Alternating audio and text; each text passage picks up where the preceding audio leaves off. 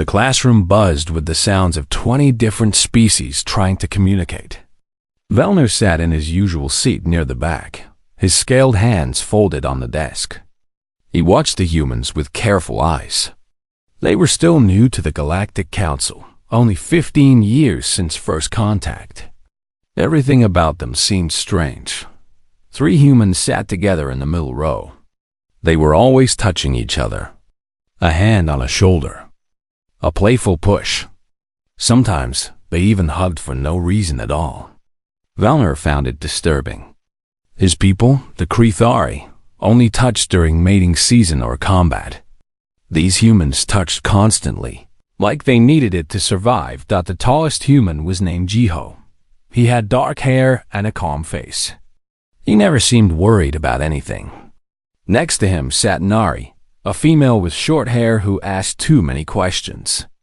The third was Teeman, who laughed louder than anyone else in the class. Professor Quillith entered the room. She was from an insectoid species, with 4 arms and compound eyes that saw in directions Vellner couldn't imagine. Her voice clicked and hummed through the translator everyone wore. "Today we discuss extinction," Professor Quillith announced. "Every world has lost species. Some to climate change, some to disease, some to their own kind." She displayed images on the wall screen. Creatures from 100 worlds. Beautiful and terrible things that no longer existed. "My world lost the singing serpents," said Crix, an avian student. His feathers ruffled with sadness. "They made sounds like music. Now they are gone forever." "Earth lost many species too," Nari said quietly. "In the 21st and 22nd centuries, we almost destroyed our own planet." Vellner had heard this before. The humans had nearly killed themselves with pollution and war. They called it the environmental collapse. Billions died. The Earth became sick. It took them 200 years to fix what they had broken. "The wolves went extinct during that time," Teeman added, "along with most large predators." Professor Quillith nodded. "Yes, Canis lupus, the gray wolf, a fascinating apex predator. They hunted in groups called packs. Very intelligent, very dangerous." She paused. "All gone now." Jiho raised his hand. "Actually, Professor, that's not entirely correct." The room went quiet. Vellner leaned forward. Humans often said surprising things, but they rarely contradicted professors directly. "Explain," Professor Quillith said. "Wolves aren't extinct," Jiho said with a small smile. "We brought them back. Conservation programs started about 150 years ago. There are wolves on Earth right now." The classroom erupted. Students from 6 different species started talking at once. Morphle, who was made of a gelatinous substance, actually rippled with shock. "Impossible," said another student. "The records clearly state." "The records are old," Nari interrupted. "Earth updates its extinction lists every decade. Wolves came off the list 70 years ago." Professor Quillith's antennae twitched. She was thinking, if this is true, then Earth has accomplished something remarkable. Bringing back an extinct apex predator requires incredible ecological balance. "We worked hard for it," Jiho said. "My family has been part of the wolf conservation program for 3 generations." Vellner studied Jiho's face. The human looked proud.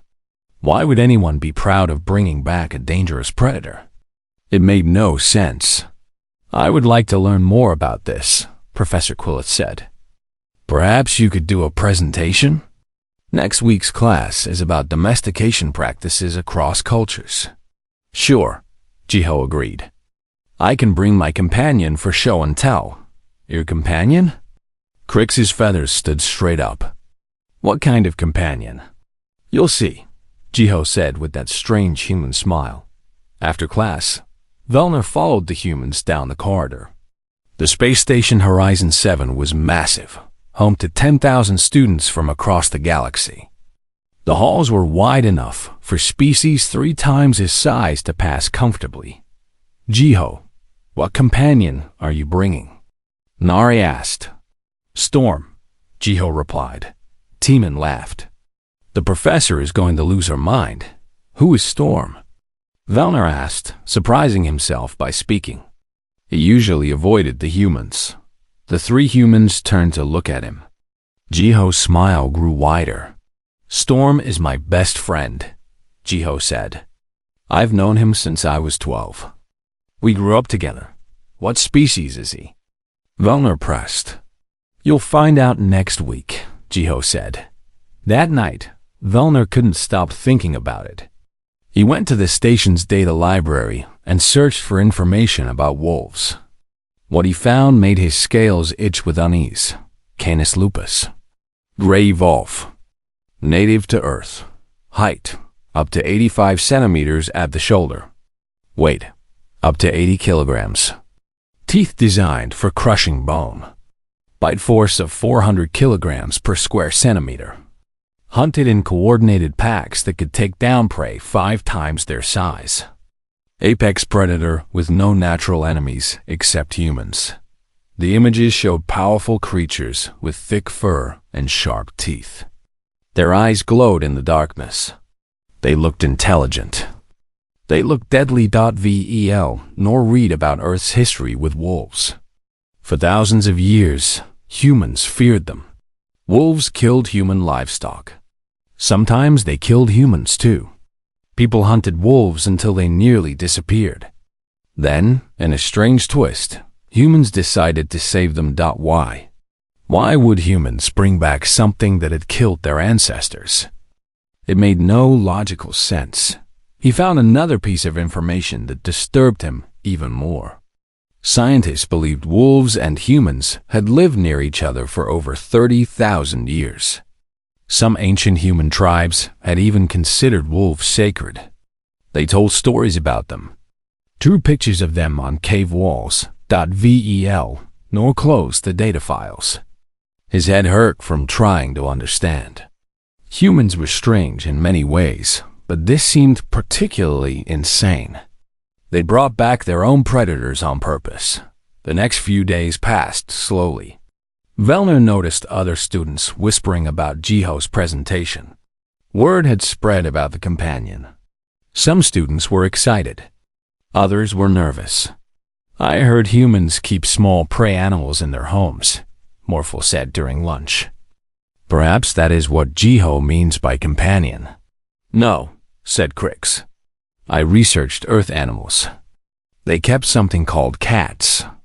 Small predators that killed rodents. Cats are tiny," Velner said. He had seen images. They were maybe 5 kilograms at most. Cute in a strange way. Not dangerous to anything larger than a mouse. "Maybe he has a cat," Crix suggested hopefully. Vel, nor said nothing. He had a feeling Jiho's companion was not a cat. On the morning of the presentation, Velner arrived early to class. Other students filed in, talking nervously. Professor Quillith arranged her desk. She seemed excited, all 4 arms moving at once. "Today will be educational," she announced. "The humans have agreed to demonstrate their domestication practices. This is a rare opportunity to learn about Earth culture." The door opened. Nari and Teeman entered first. They were smiling those big human smiles. Behind them came Jiho. He was not alone. Velner's heart stopped. Both of them. For a moment, he forgot how to breathe. Walking beside Jiho was the largest predator Velner had ever seen in person. It had thick gray fur, pointed ears, and yellow eyes that scanned the room with clear intelligence. Its mouth was slightly open, showing white teeth that could tear through metal. A thick cord attached its neck to Jiho's hand. The creature was a wolf. Someone screamed. Crix flew straight up to the ceiling. Morphle liquefied in fear and slipped under a desk. Half the class ran for the door. Security alarms started blaring throughout the station. The wolf sat down. Its tongue hung out of its mouth. Its tail moved back and forth across the floor. Jiho stood calmly in the chaos, one hand resting on the wolf's head. "Everyone," he said loudly, "I'd like you to meet Storm." Security guards rushed into the classroom within seconds. They wore full armor and carried weapons designed to stop dangerous species. 3 of them pointed their guns at Storm. The wolf turned his head to look at them, ears forward with curiosity. "Don't shoot." Jiho stepped in front of Storm, arms spread wide. "He's not dangerous. That is an apex predator." One guard shouted. "Move away from it slowly."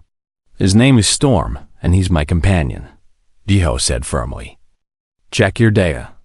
Humans are permitted to bring registered companion animals to the station." Professor Quillith had frozen in place, all 4 arms held up in a defensive position. Now she slowly lowered them. "Everyone, please remain calm. Let me check the station regulations." Velner had pressed himself against the back wall. His every instinct screamed at him to run, but he forced himself to watch. Jiho stood relaxed, one hand still resting on the wolf's head. The wolf didn't look aggressive. It sat patiently, watching the chaos with what almost looked like amusement. The door opened again. A young human female entered, carrying a bag. She had long black hair tied back and wore a green uniform. "Sorry I'm late," she said breathlessly. "The security checkpoints took longer than expected." She looked at the armed guards. "Oh, is there a problem?" "Sora, they think Storm is dangerous," Jiho said. "Storm? Dangerous?" Sora laughed. She walked right up to the wolf and scratched behind his ears. Storm's back legs started thumping against the floor. "He's a sweetheart. Wouldn't hurt a fly. That creature could kill you in seconds," said one of the security guards. "He could," Sora agreed cheerfully. "But he won't. I'm a veterinary student. I've been helping care for Storm since Jiho brought him to the station. He has all his medical clearances and behavioral certifications." Professor Quillith checked her tablet. "The paperwork is correct. Storm is registered as an emotional support animal. He has passed all safety protocols." She looked at the security guards. "Stand down." The guards slowly lowered their weapons. They didn't look happy about it. One of them muttered something about crazy humans as they left. The classroom was still in chaos. Only half the students had returned to their seats. Crix remained on the ceiling. Morphle was still hiding under the desk. "Can everyone please sit down?" Professor Quillith said. "This is a learning opportunity. We must overcome our instinctive fears to understand other cultures." Slowly, carefully, the students returned to their seats. Velner sat down but kept his eyes on Storm. The wolf yawned, showing even more teeth. "Thank you for your patience," Jiho said. He seemed completely at ease. "I know Storm looks scary, but I promise you, he's safe. Let me tell you about wolves and humans." Sora set up a holographic projector. Images appeared in the air above the classroom. Ancient scenes from Earth's history. "Wolves and humans have lived together for over 30,000 years, Jiho began. "Long before we built cities or invented writing, we knew wolves. We competed for the same prey. We feared each other, but we also respected each other." The hologram showed primitive humans sitting around a fire. In the darkness beyond, eyes reflected the firelight. Wolves watching. "Scientists believe it started with the braver wolves," Sora continued the story. "Wolves who weren't afraid to get close to human camps. Maybe they wanted food scraps. Maybe they were curious. We don't know exactly. The humans fed them," Jiho said. And something amazing happened. Over hundreds of generations, wolves changed. They became less afraid, more friendly. They helped humans hunt. Humans protected them from other predators. It was a partnership. The hologram shifted. Now it showed wolves and humans hunting together. Then it showed them resting together. Then it showed something that made several students gasp. A human child, small and vulnerable, sleeping against the wolf's side. "That's impossible," Crix whispered from his seat. "That child would be eaten. Would you eat your family?"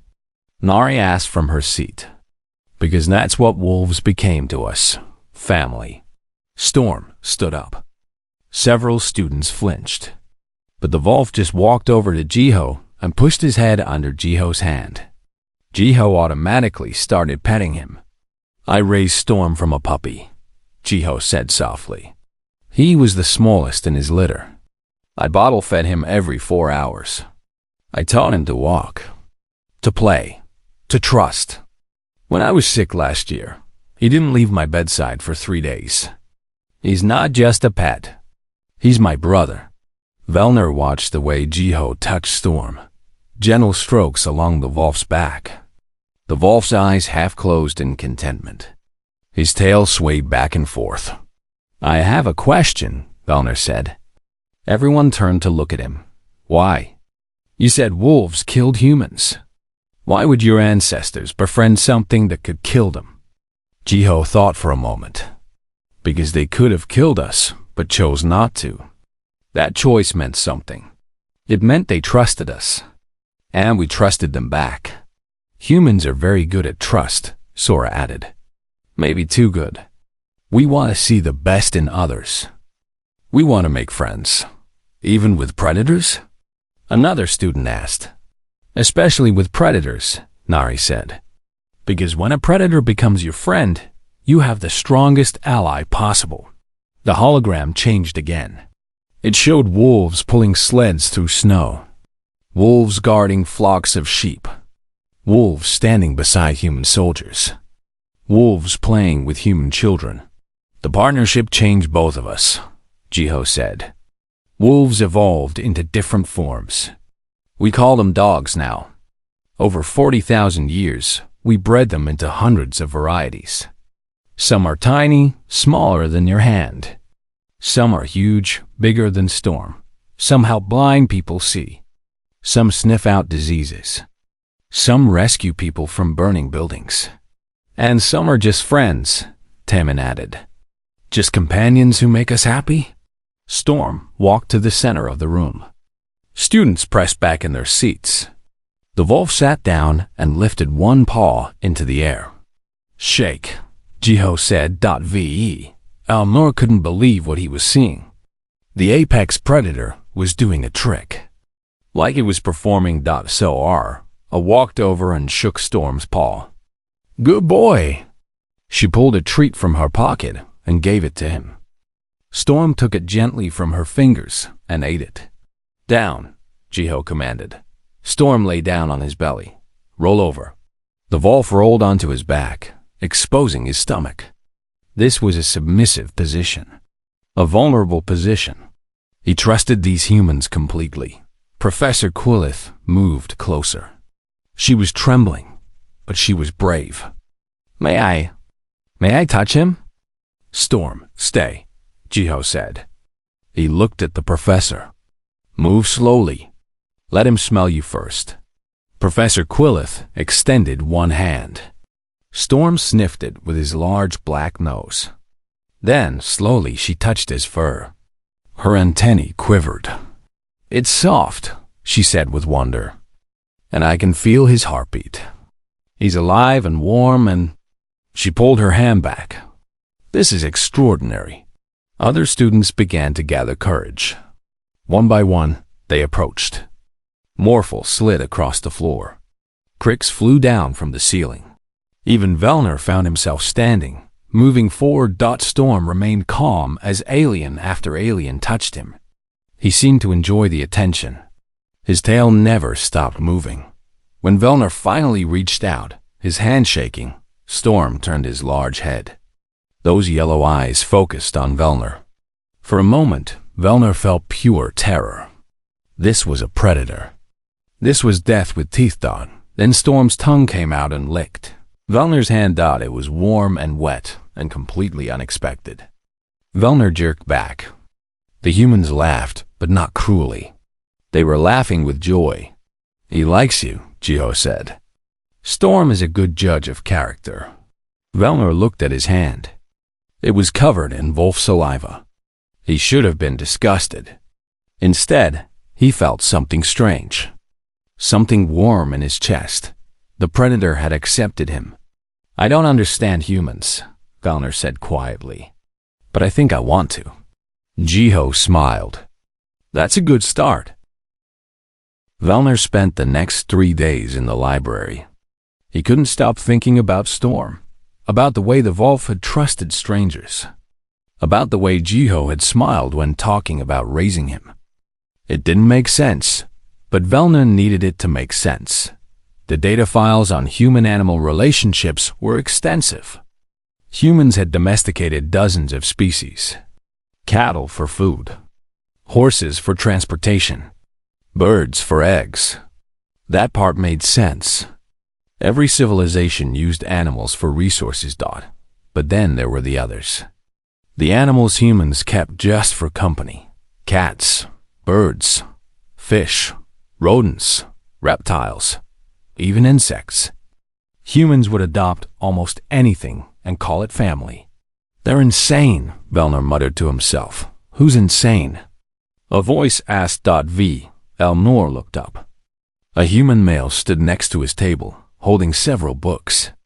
He had glasses and a friendly face. "Sorry, I didn't mean to disturb you," the human said. "I'm Minho. I study xenanthropology. I notice you're reading about Earth animals." "I'm trying to understand," Velner said. "Your species keeps predators in your homes." "Why?" Minho sat down without being invited. Humans did that too, Velner had noticed. They didn't wait for formal permission. "It's called pack bonding," Minho explained. "Humans have a psychological need to form family groups. We're social creatures. We need others around us to feel complete." "My people are social too," Velner said. "But we don't adopt predators." "No, but you have your clutchmates."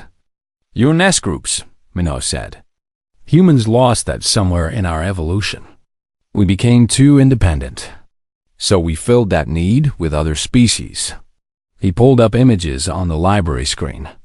Dogs of every size and color. Some looked like wolves. Others looked nothing like wolves at all.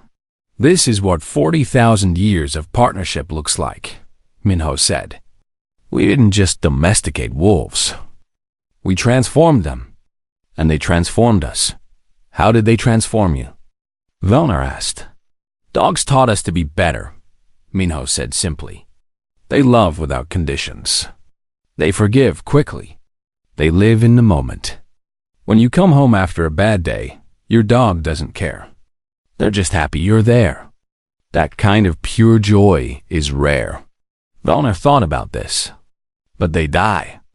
I read that dogs live maybe 15 years. Humans live nearly 200 now. Why bond with something you'll lose?" Minho's smile became sad. "Because the love is worth the grief. Every human who has ever had a dog knows this. We know we'll outlive them. We know it will hurt. But we love them anyway. That's illogical." "Love usually is," Minho said. "Want to meet my research partner?" Before Velner could answer, Minho pulled out his communication device. He touched the screen several times, then held it up.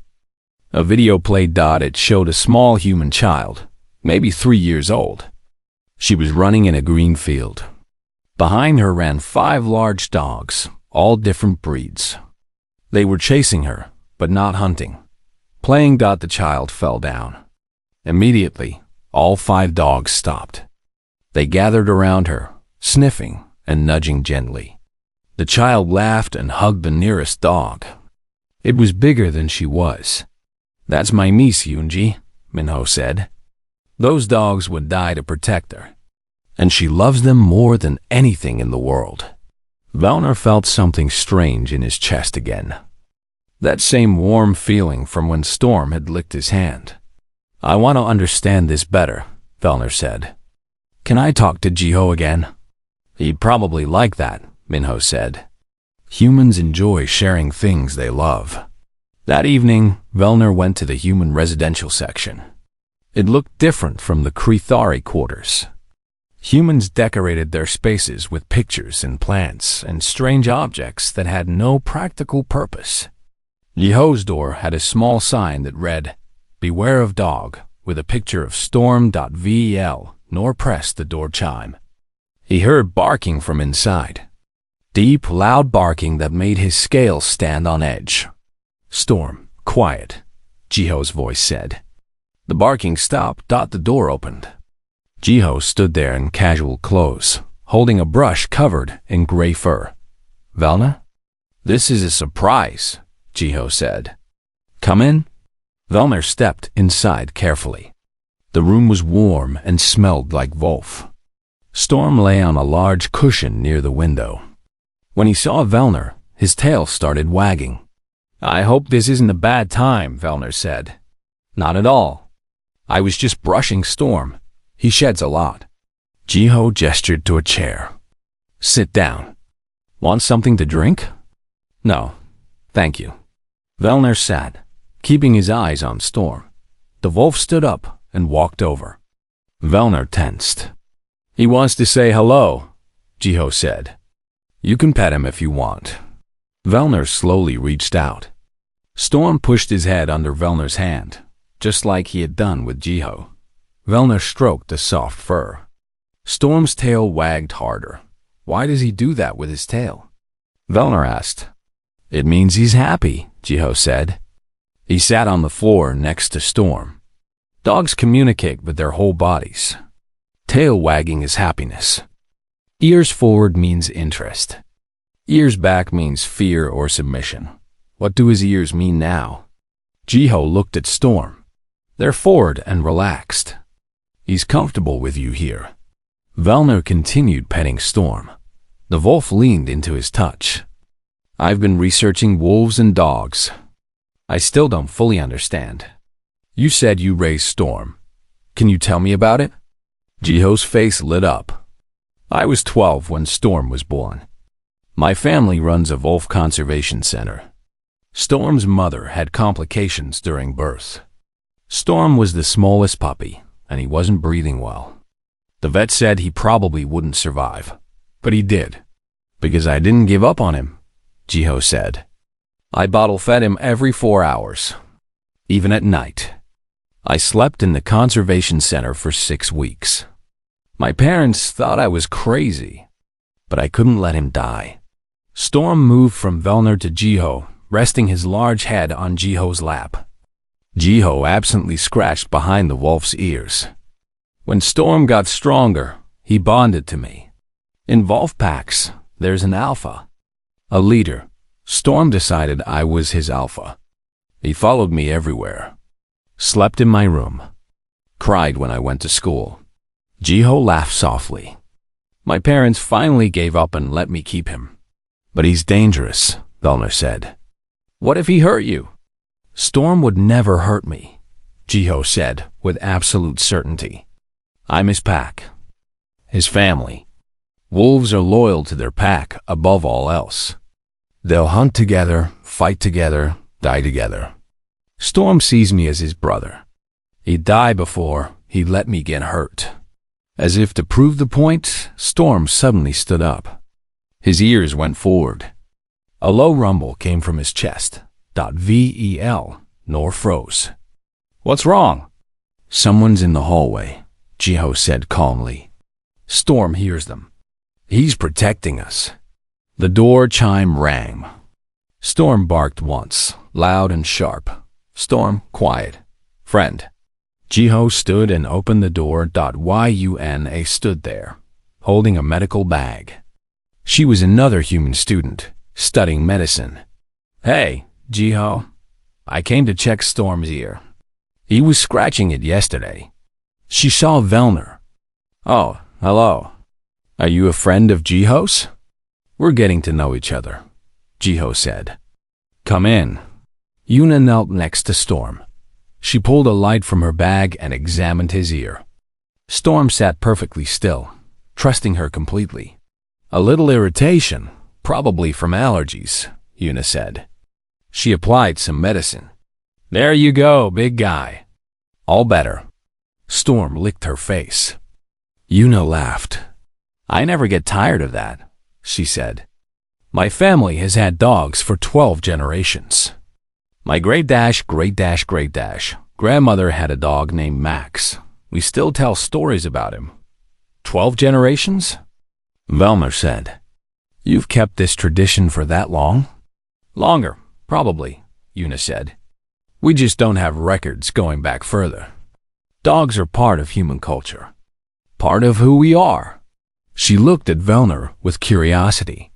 Does your species have anything like this? No, Velner admitted. We have animals we use for food or labor. But not friends. That's sad, Una said simply. You're missing something beautiful. After Una left, Velner stayed for another hour. Jiho showed him photos from his childhood. Jiho as a baby, with a different dog standing guard over his crib. Jiho as a young child, riding on the back of a large golden dog. Jiho as a teenager, with a small white dog in his pocket.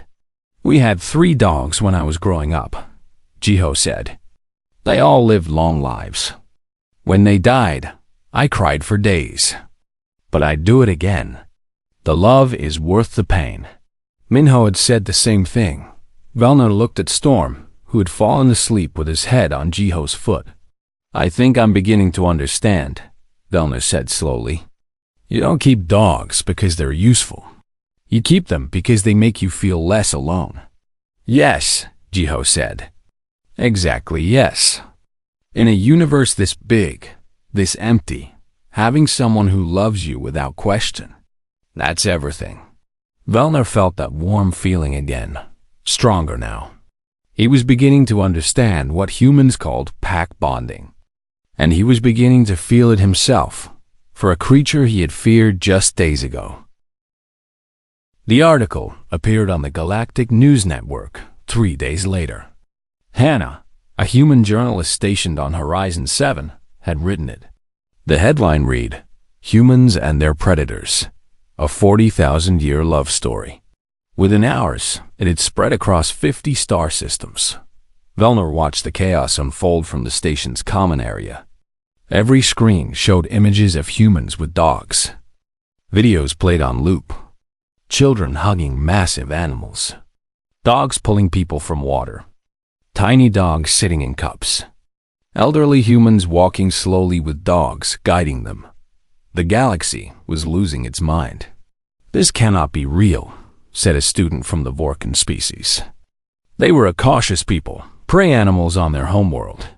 Humans keep apex predators in their homes? With their children? I saw one myself, Velner said. It's real, but why? Another student asked. What purpose does it serve?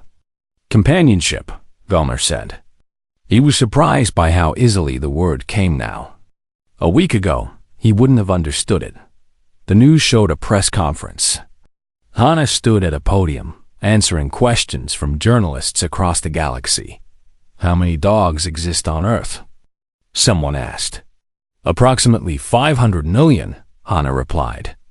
And that's just Earth. Human colonies across the galaxy have taken dogs with them. Wherever humans go, dogs follow. The crowd erupted with questions. Hannah raised her hands for silence. I know this seems shocking to many species. But please understand, this is normal for us. This is who we are. The video changed. It showed different dog breeds. A massive dog standing taller than a human child. A tiny dog small enough to fit in a pocket. A fluffy dog that looked like a cloud. A thin dog that could run faster than most vehicles. All of these came from wolves? A journalist asked in disbelief. Yes, Hannah confirmed. 40,000 years of selective breeding. We shaped them, and they shaped us. It's the most successful partnership in Earth's history. The Galactic Council called an emergency meeting. Velner watched it live on his tablet in the Academy cafeteria. Other students gathered around, watching with him. Council Elder Thress, a wise leader from an ancient species, opened the meeting. His voice was grave. We must discuss the human situation. Many worlds are concerned. Some are frightened. We need to establish protocols. A representative from a prey species stood up. These creatures are weapons. Humans have brought weapons to peaceful stations. Storm isn't a weapon, Jiho said quietly beside Velner.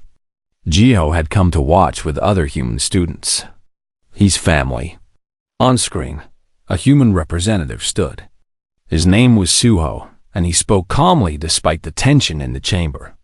Dogs are not weapons, Suho said. They are companions, helpers, and family members. They have saved human lives countless times. They detect diseases before our machines can. They rescue people from disasters. They comfort the grieving. They help the disabled. They are also predators, Elder Thress said. We cannot ignore this fact. Yes, they're predators, Suho agreed. So are humans, technically. We evolved as hunters. But we learned to control our nature. We built civilizations. We joined the Galactic Council. Dogs are the same. They have instincts, but they have control. They have training. They have love. The chamber buzzed with conversation. Suho waited for silence, then continued. I'd like to show you something. He activated a holographic display. This is footage from Earth last month. The hologram showed a burning building. Fire consumed the upper floors. Smoke poured from windows. Then a dog appeared, wearing a vest. It ran into the building despite the flames. 2 minutes later, the dog emerged. It carried a small child in its mouth, held gently by the clothing. The dog brought the child to safety, then turned and ran back into the fire. The dog came out 3 more times. Each time, it carried another person. On the last trip, part of the building collapsed. The dog barely made it out. The chamber was silent. Even the critics had stopped talking. That dog's name was Hiro, Suho said softly. He saved 4 lives that day. He suffered burns and smoke damage. But he survived, and he's recovering. The family he saved has adopted him. He'll live the rest of his life loved and cared for. Another hologram appeared. This showed a small dog leading a blind woman through a busy street. The dog stopped at every curb, waited for traffic, guided her safely. This is Guide, Suho said. She helps her human navigate the world. She's been trained since she was a puppy for this job. She doesn't do it for food or payment. She does it because she loves her human. More holograms. Dogs finding people buried in earthquakes. Dogs sniffing out diseases in hospitals. Dogs comforting children in hospitals. Dogs playing with elderly people in care homes. Dogs sitting with soldiers who had nightmares. Dogs give us purpose, Suho said. They remind us to be better. They show us what unconditional love looks like. Yes, they're predators. But they chose us. 40,000 years ago, some wolves decided to trust humans. We've honored that trust ever since. Elder Thress looked thoughtful. What you show is impressive. But what about safety? What if one of these dogs attacks? Nari stood up from the human section. She was young, but her voice was strong. I study animal behavior, she said. I've researched dog attacks extensively. They're extremely rare. Dogs attack less than human children bite other children. When properly raised and trained, dogs are safer than most species in this room. But the potential for danger exists, said another council member. The potential for danger exists in everything, Timon said, standing beside Nari. Humans can be dangerous. Should we be banned from stations? Machines can malfunction. Should we stop using technology? Life has risk. Dogs are worth that risk. The debate continued for hours. Velner watched it all. He saw fear and wonder, confusion and understanding, rejection and acceptance. Finally, a vote was called. The resolution: dogs and other certified companion animals would be classified as companion species. They could travel with humans to any station or world that permitted humans. They would need proper certification and training, but they would be allowed. The vote passed by a narrow margin. The human section erupted in cheers. Jiho hugged Nari. Teeman threw his arms around both of them. Even Velner felt relief wash over him. "This is good," Velner said. "This is the beginning," Jiho replied with a smile. Over the next week, something strange happened. Alien students began approaching the humans with questions. What other animals did humans keep? Could other species adopt dogs? Would dogs accept non-humans? A representative from a peaceful species asked if dogs could be trained for their planet. They had a problem with invasive rodents destroying crops. Could dogs help? Yuna explained about terriers, dogs bred specifically for hunting rodents. She showed videos of small, energetic dogs clearing fields of pests. An avian species asked about birds. Did humans keep birds too? Tammin showed them pictures of parrots, canaries, and eagles. The avian students were horrified and fascinated in equal measure. Gelatinous species asked the strangest question of all. Could they bond with dogs? "I don't see why not," Minho said. "Dogs are adaptable. If you're kind to them, they'll love you." 3 weeks after the council decision, something unprecedented happened. A delegation from the Sivan species requested to visit Earth. They wanted to learn about dogs firsthand.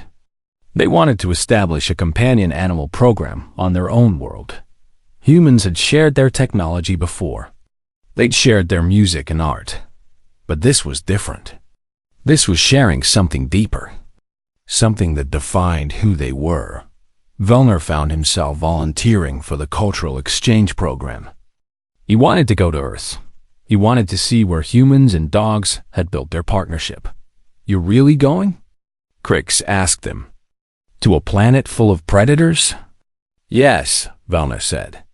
He thought about Storm, about the way the wolf had gently licked his hand, about how Jiho's eyes lit up when talking about his companion, about the dog in the burning building, saving lives without hesitation. "I think I understand now," Velner continued. Humans didn't just domesticate wolves. They showed the galaxy something important. That predators and prey can be family. That love matters more than instinct. That trust is possible, even when logic says it shouldn't be. He looked at Jiho, who stood nearby with Storm at his side.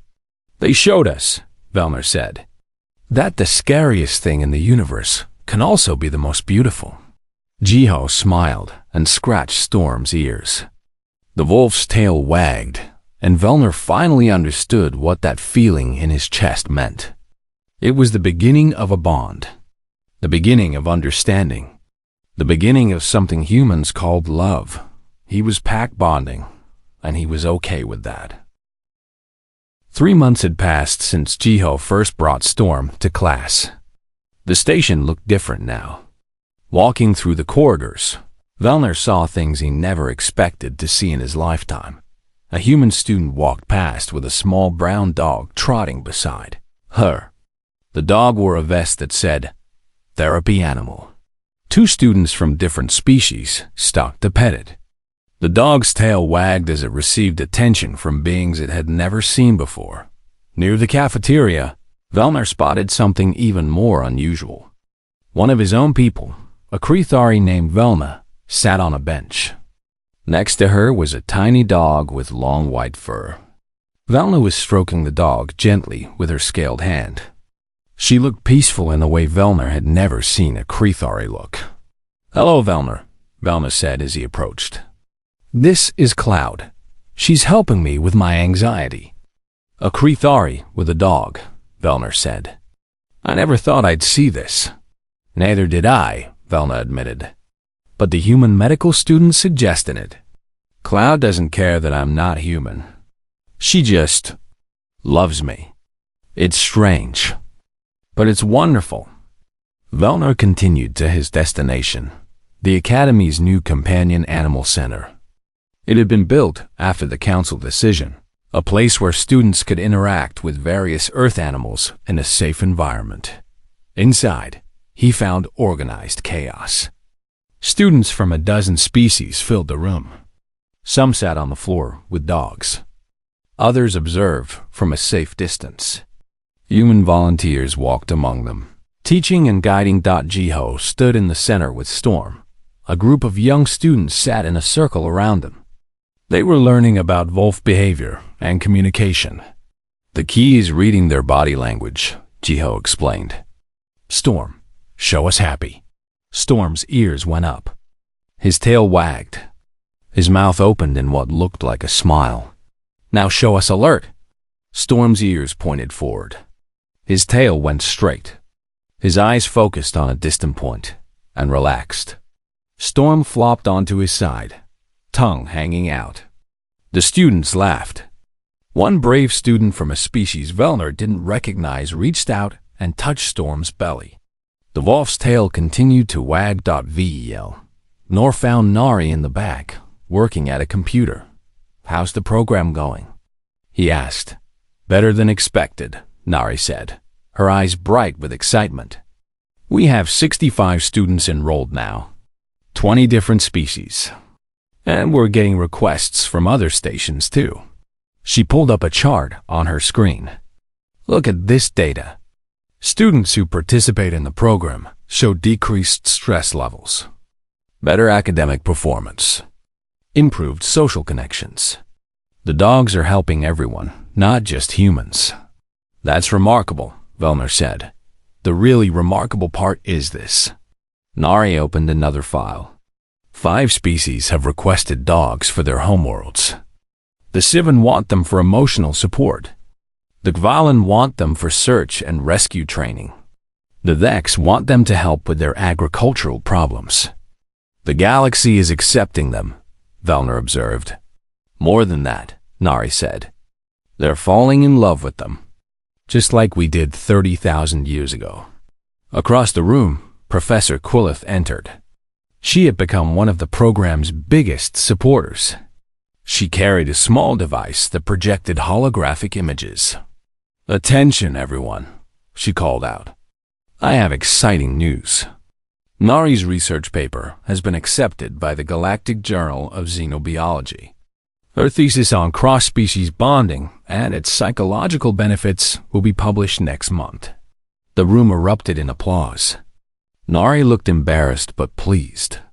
This means, Professor Quillith continued, that the scientific community recognizes the value of human companion animal practices. This is not just sentiment. This is proven science. After the announcement, Velner walked outside to the station's observation deck. He wanted to think. The stars stretched endlessly before him. Billions of worlds with billions of beings. Big thoughts? A voice asked. Vel nor turned. Jiho stood behind him with Storm. I was thinking about change, Velner said. 3 months ago, I was terrified of Storm. Now I volunteer at the center twice a week. What happened to me? Jiho joined him at the window. Storm sat between them, looking out at the stars too. You learn to trust, Jiho said simply. That's what dogs teach us. Trust, love, and loyalty. My people don't do this, Velner said. We don't get emotional. We don't form attachments easily. But He paused, struggling with the words. I think I want to adopt a dog. Jiho's face broke into a wide smile. Really? Really, Velner confirmed. There's a small one at the center. She keeps coming to me during my volunteer shifts. The humans say she's chosen me. I don't fully understand what that means, but I want to find out. What's her name? Hope, Velner said. The volunteers named her Hope because she was rescued from a bad situation. She learned to trust again. I think she can teach me to trust too. They stood in comfortable silence for a moment. Then Jiho spoke again. You know what the best part of all this is? It's not that the galaxy accepts dogs now. It's that the galaxy is learning what we learned 40,000 years ago. That former enemies can become family. That fear can become love. That the universe is less lonely when you have someone to share it with. Velner thought about this. About Storm licking his hand that first day. About Velna sitting peacefully with Cloud. About children from different worlds playing with puppies. About the warm feeling in his chest that he now recognized as affection. Humans really are strange, Velner said. We know, Jiho replied with a laugh. But strange in a good way, Velner added quickly. You see possibilities where others see only danger. You make friends where others see only predators. You build bridges where others build walls. Storm suddenly stood up. His ears perked forward. He looked down the corridor and let out a soft woof. A moment later, Sora appeared. She carried a bag and wore her veterinary uniform. There you are, Jiho. Storm has his checkup in 10 minutes. And Velner, Hope is waiting for you. She's been sitting by the door for the past hour. Dogs know, Jiho said. They always know. Velner followed them back to the center. Sure enough, a small golden dog sat by the entrance. When she saw Velner, her whole body wiggled with excitement. She ran to him, jumping up against his legs. Velner knelt down. Hope licked his face. Her tail moved so fast it was a blur. I think she likes you, Sora said with a smile. I think I like her too, Velner admitted. Over the next week, Velner completed the adoption process. He learned about feeding schedules and training methods. He bought a bed and toys and bowls. The human volunteers helped him prepare his quarters. On the day he brought Hope home, several students came to watch. It had become a celebration on the station whenever someone adopted a companion animal. Crickets flew overhead. I still don't understand it, but I'm happy for you. Morphle flowed forward. She's very small. I hope you'll be good to her. I will, Velner promised. That night, Velner sat in his quarters with Hope curled up beside him. She was warm and soft. Her breathing was steady. She trusted him completely.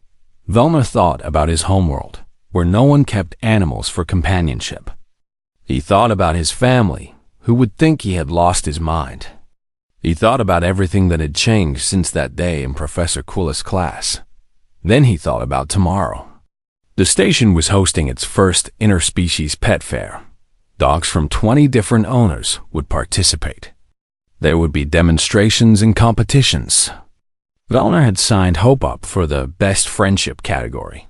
He thought about next month, when the first dogs would arrive on the Sivan homeworld. Human trainers would go with them, teaching the Sivan people about care and bonding. He thought about next year, when 3 more stations would open companion animal programs. He thought about the future, when perhaps every species in the galaxy would understand what humans had known for 40,000 years. That love transcends species. That friendship transcends logic. That family is who you choose, not just who shares your DNA. Hope stirred in her sleep. She made a small sound, then settled closer to Velner. Good night, Hope, Velner whispered somewhere in the station. Storm howled. It was a long, melodious sound that echoed through the corridors. A sound that had been extinct in space until humans brought it back. A sound that spoke of wild places and ancient bonds and promises kept across millennia. Other dogs answered. Their voices joined together in a chorus that shouldn't exist. Predators singing on a space station far from Earth. But it did exist, because humans had kept their promise. They had brought their wolves to the stars, and in doing so, they had shown the galaxy something profound. That extinction doesn't have to be permanent. That enemies can become family. That trust is always worth the risk. That love, in the end, conquers even evolution.vel, Nor stroked Hope's soft fur and looked out his window at the stars. Somewhere out there, wolves roamed forests on Earth. Dogs played in yards. Puppies learned to trust their first humans. And the bond continued, stronger than ever. 3 months ago, Vellner had been terrified when a human brought a wolf to class. Today, he couldn't imagine life without his small golden companion. The universe was vast and often lonely. But it was a little less lonely now, because where humans went, dogs followed. And where dogs went, love followed. Vellner closed his eyes and smiled. Tomorrow, he would tell his family about Hope. They wouldn't understand at first. But that was okay. He hadn't understood either. Understanding came with time. With patience. With an open heart. And with a small dog who chose you against all logic and loved you.